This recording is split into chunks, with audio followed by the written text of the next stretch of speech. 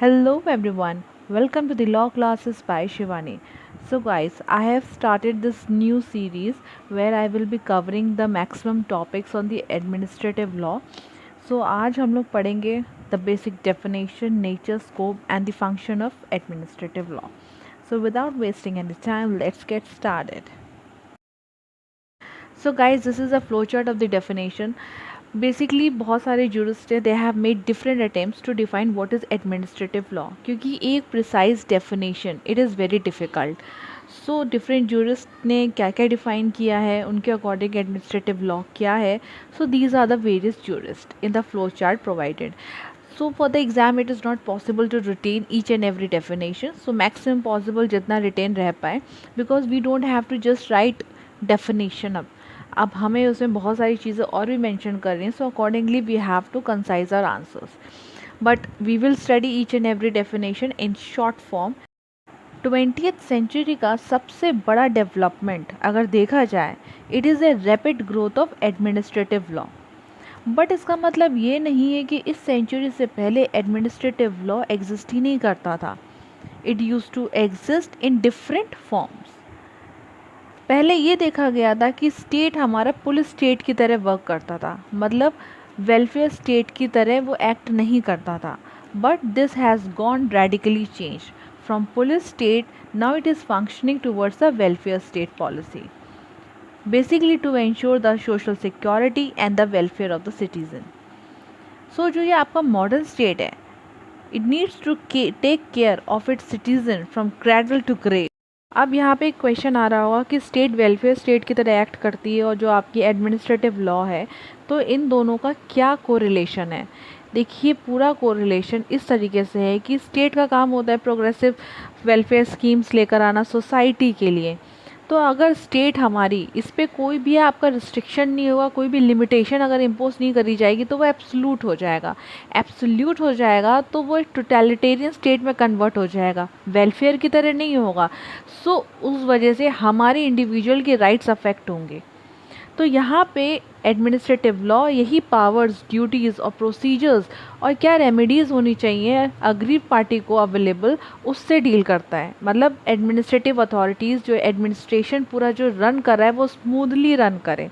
ठीक है, that is like administrative law. So अब बेसिकली हम देखते हैं कि डिफरेंट जूरिस्ट ने क्या क्या डेफिनेशन दी हैं. तो जब भी हम definition of administrative law start करेंगे, I think we should first start with that definition which is widely accepted. तो वो डेफिनेशन है आपकी आइवर्स जेनिंग्स की. According to him, administrative law is the law relating to the administration. It determines the organisation, powers and the duties of the administrative authorities. मतलब administrative authorities की powers क्या हैं, duties क्या हैं और ऑर्गेनाइजेशन.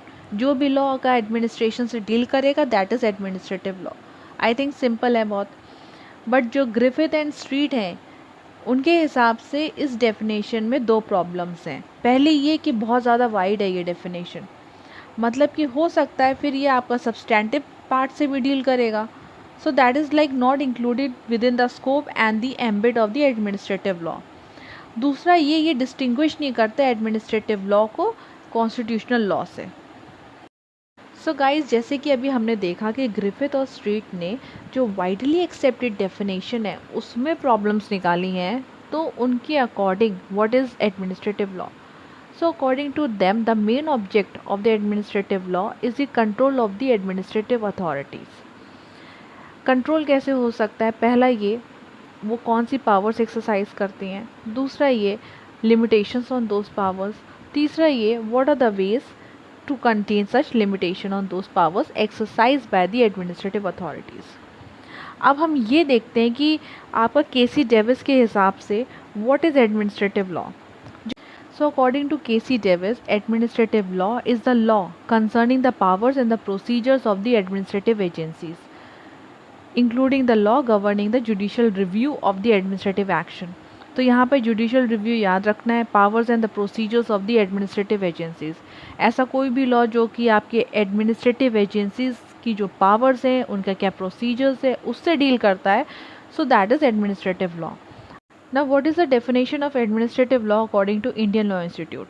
तो जब आप ग्रिफिथ एंड स्ट्रीट की बात करेंगे, जो उन्होंने डेफिनेशन दी थी, तो उस डेफिनेशन में आप 2 पॉइंट्स और ऐड कर लेंगे तो आपकी इंडियन लॉ इंस्टीट्यूट की जो डेफिनेशन है which fits into the present modern day वो कंप्लीट हो जाएगी। तो वहाँ पे आपको ऐड करना है the procedures to be followed by the administrative authorities, उसके बाद the remedies available to the person affected by the administration. अब हम ये देखेंगे कि ऑथर्स के according what is the definition. This is like the best definition according to me. So administrative law is that branch of constitutional law which deals with the powers, duties of the administrative authorities, procedure followed by them in exercising the powers and discharging the duties, and the remedies available to an aggrieved person when his rights are affected by an action of such authorities। तो देखा जाए तो कहीं ना कहीं ये ज़्यादा complete definition है। तो आपका एक क्वेश्चन यहाँ पे ये भी आता है कि एडमिनिस्ट्रेटिव लॉ और कॉन्स्टिट्यूशनल लॉ के बीच में डिफरेंस क्या है। ये कुछ छोटे छोटे पॉइंटर्स हैं, हम लोग बाद में देखेंगे। तो यानी कि जो ऑथर्स के हिसाब से जो एडमिनिस्ट्रेटिव अथॉरिटीज़ हैं उनकी powers, duties, procedure and the remedies available to the aggrieved person affected by those actions of the authorities. So now we are done with the definition of the administrative law. Moving forward, now we will study the nature and the scope of this administrative law. तो जब हम लोग nature and scope की बात करेंगे तो हम यहाँ पर कोट करेंगे लॉर्ड डेनिंग को। लॉर्ड डेनिंग ने बहुत अच्छी बात बोली है कि अगर एग्जीक्यूटिव की जो पावर्स होती हैं if they are like properly exercised तब तो वेलफेयर स्टेट की तरफ मूवमेंट होगा, और अगर नहीं, अगर पावर का अब्यूज़ हुआ है then it will lead to totalitarian state. So due to abuse of the power, administrative process has come to the stay and accepted as a necessary evil in all the progressive society. किस तरीके से, देखिए बहुत सारी schemes होती है, मैंने जैसे आपको बताया था कि गवर्नमेंट ही प्रिपेयर कर रही है, इम्प्लीमेंट कर रही है। So the execution and the implementation of these programmes may adversely affect the citizens rights. तो यानी सोशल वेलफेयर स्कीम्स में और इंडिविजुअल के राइट्स में एक बैलेंस होना बहुत ज़रूरी है। So the main object is to unravel the ways in which these administrative authorities could be kept within their limits so that the discretionary power could not be turned into the arbitrary power. So these are the things which you have to write in the nature and the scope. So now we will understand the functions of administrative law. As far as I think, now it is very easy to contemplate the functions of administrative law. So basically इसका यही function है कि reconcile करना between the individual rights and the welfare schemes to keep the government powers within the limits of the law. क्योंकि अगर powers में कोई limitation नहीं होगी तो वही बात है, एब्सोल्यूट हो जाएंगी and then the totalitarian state. So we need to strike the balance between two the conflicting interests, individual right and the public interest. So guys, now we are done with the definition, nature, scope and the functions of the administrative law. I hope the basic understanding what is this administrative law is all about is clear now. So we'll see you all in my next video. So do like, share and subscribe to my channel Law Classes by Shivani. मैं बहुत जल्दी और भी topics पे videos upload करूँगी. So please stay tuned to my channel. Till then, take care. Bye bye. Good night everyone.